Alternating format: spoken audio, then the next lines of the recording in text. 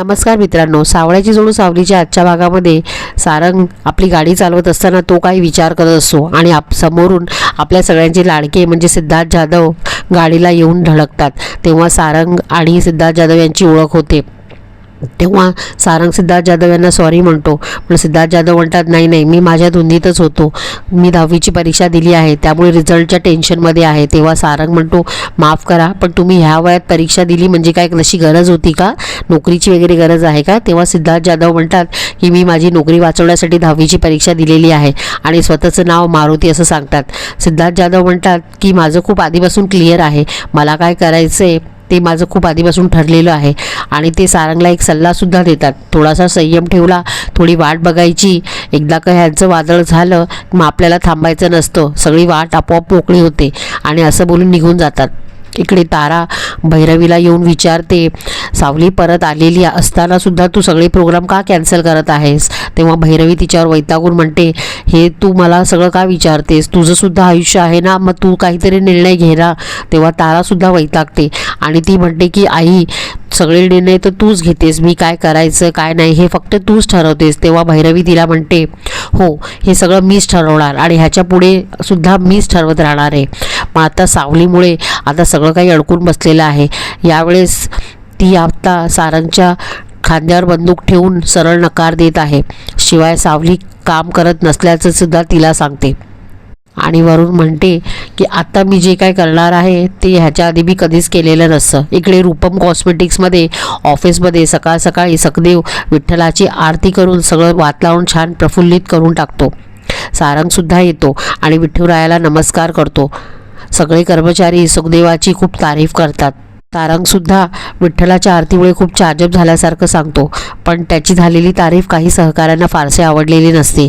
सारंग ऑफिसमध्ये काम करत असताना भैरवी त्याला कॉल करते आणि सारंग तिचा कॉल पहिल्यांदा कट करतो, पण भैरवी परत त्याला कॉल करते आणि त्याच्याशी बोलण्यासाठी रिक्वेस्ट करते। तेव्हा ती त्याला म्हणते, एकदा जेवायला घरी येता का, म्हणजे आपल्याला छान बोलता येईल। तेव्हा सारंग म्हणतो, मला माहिती आहे तुम्ही मला काय बोलवताय आणि तुम्हाला माझ्याशी काय बोलायचं आहे, पण माझी अशी फारशी इच्छा नाही आहे, असं बोलून फोन कट करतो। सावली सखदेवला कॉल करून सगळं काम व्यवस्थित सुरू असल्याचं विचारते। तेव्हा सखदेव म्हणतो सगळं सुरळीत चालवले आहे आणि मी डब्बा पाठवलेला आहे असं सुद्धा सांगते। ऐश्वर्याच्या सांगण्यावरून गजा आणि त्याचा मित्र सखदेवशी बोलतात आणि त्यांना कळतं की हा खूप साधा माणूस आहे, ह्याला फसवणं म्हणजे फारसं कठीण नाही। गजा ऐश्वर्याला कॉल करतो आणि सांगतो हा खूप साधा माणूस आहे, त्यामुळे त्याला फसवणं फारसं कठीण नाही आहे असं सांगतो। तेव्हा अस्मित ऐश्वर्याला विचारते नेमका काय प्लॅन आहे? तेव्हा ऐश्वर्या म्हणते, जेव्हा ऐश्वर्या प्लॅन बनवते तेव्हा तो फुल प्रूफ प्लॅन असतो। मेहेंदळे हाऊसमध्ये सगळे छान लहानपणीच्या आठवणीमध्ये रमलेले असतात, खूप छान गप्पा मारत असतात। तेव्हा तिथे भैरवी येते आणि तिलोत्तमाला सांगते तू कॉल घेतला असल्यामुळे मी इथे आलेली आहे। तेव्हा तिलोत्तमा म्हणते सांग ना काय काम होतं तुझं?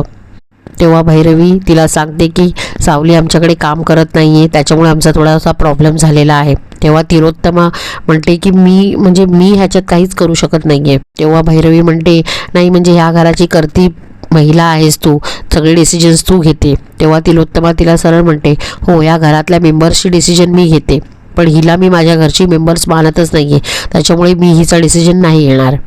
तेव्हा ऐश्वर्यामध्येच बोलते की तिला परमिशन ही सारंगने दिलेली, आईने नाही। तेव्हा भैरवी म्हणते सारंगच्या सांगण्यावरून सावली आमच्याकडे काम करण्यास नकार देत आहे। तेव्हा तारासुद्धा मध्येच बोलते, आम्हाला सावलीची खूप सवय झालेली आहे, ती असलं की आम्हाला कसलंच टेन्शन सगळं निघून जातं आणि ती नसल्यामुळे खूप प्रॉब्लेम झालेला आहे आमचा। तेव्हा राजकुमारसुद्धा म्हणतो सारंग म्हणजे काय, तुझं आधी परवानगी दिलीस आता नाही म्हणतोयस म्हणजे काय? तेव्हा तारामध्ये म्हणते सावली आणि आईमध्ये खूप छान नातं आहे, अगदी मायलेकीसारखं, म्हणजे कधी कधी मलाच प्रश्न पडतो की ह्या दोघी मायलेकी आहेत की मी यांची मुलगी आहे। भैरवी सुद्धा तिला जोडून म्हणते की आपण आपल्या मुलांवरती कधी कधी ओरडतोस ना। तेव्हा सारंग म्हणतो नाही, मला वाटलं नाही की त्या दिवशी तुम्ही जे काही वागलात ते मायलेकीचं नातं होतं, आणि दुसरी गोष्ट म्हणजे सावली तुमची मुलगी नाही आहे आणि आपल्याकडे काम करणाऱ्या प्रत्येक व्यक्तीचा आदर आपण केलाच पाहिजे। तिलोत्तमा म्हणते की मला मान्य आहे जे तू बोलतोयस ते बरोबर आहे, पण भैरवी माझी मैत्रीण आहे, मी तिला खूप आधीपासून ओळखते, हिने त्या मुलीचं म्हणजे सावलीचं सगळं काही केलेलं आहे, तिच्या भावाचा आजार पण काढलेला आहे.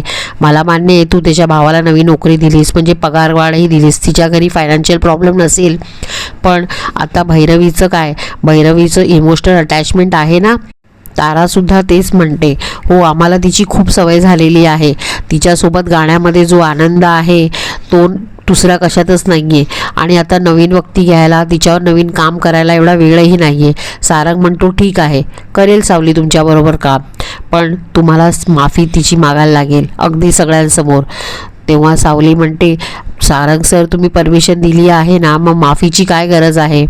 तेव्हा सारंग म्हणतो थांब, कुठलंही काम छोटं किंवा मोठं नसतं आणि प्रत्येक व्यक्तीचा आपला आत्मसन्मान असतो. कंपनीमध्ये सुद्धा शेकडो लोक काम करतात, म्हणून मी काय त्यांचा अपमान करणार का, त्यांना गुलामासारखं वागवणं हे योग्य ठरेल का.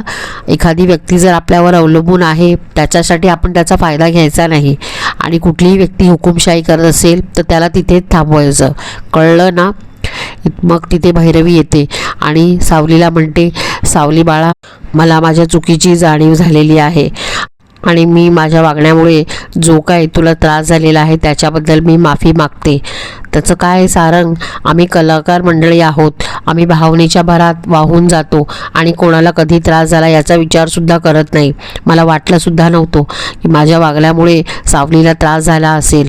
आणि सारंगला थँक्स म्हणते की तू मला या गोष्टीची जाणीव करून दिलेली आहेस. आणि भैरवी तिला म्हणतेस बाळा, करशील ना माझ्याबरोबर काम, मी तुझी माफी मागते. तुझ्याशिवाय आमचं घरात कुठेही लक्ष लागत नाही आहे, येशील ना तू आमच्यासोबत. तेव्हा सावली म्हणते हो येईन मी. आणि मनोमन भैरवी खूप खुश होते. सारंगला ते काही फारसं आवडलेलं नाही आहे आणि आजचा भाग संपतो. धन्यवाद.